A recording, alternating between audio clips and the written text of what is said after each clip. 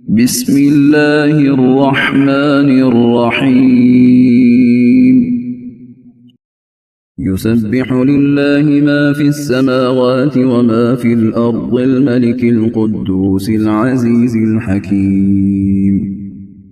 هو الذي بعث في الأميين رسولا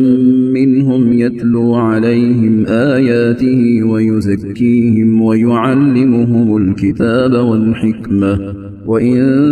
كانوا من قبل لفي ضلال مبين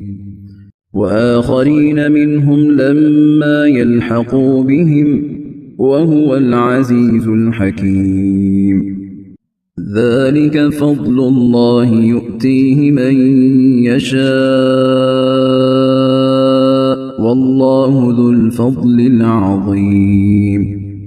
مثل الذين حملوا التوراة ثم لم يحملوها كمثل الحمار يحمل أسفارا بئس مثل القوم الذين كذبوا بآيات الله والله لا يهدي القوم الظالمين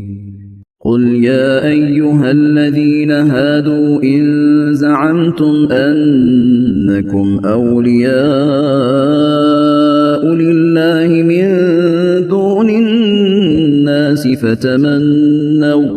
فتمنوا الموت إن كنتم صادقين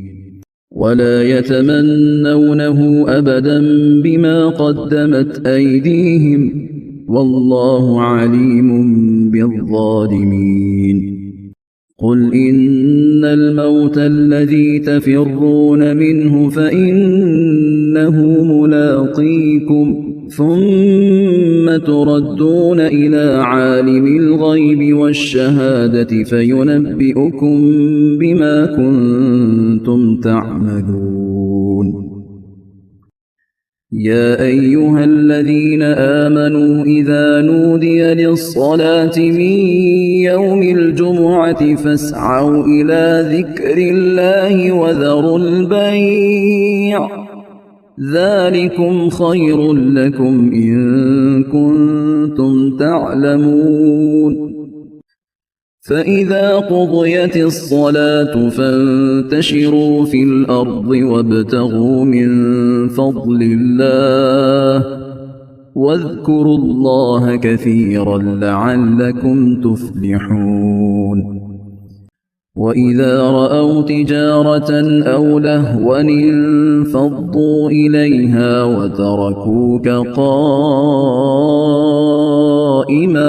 قل ما عند الله خير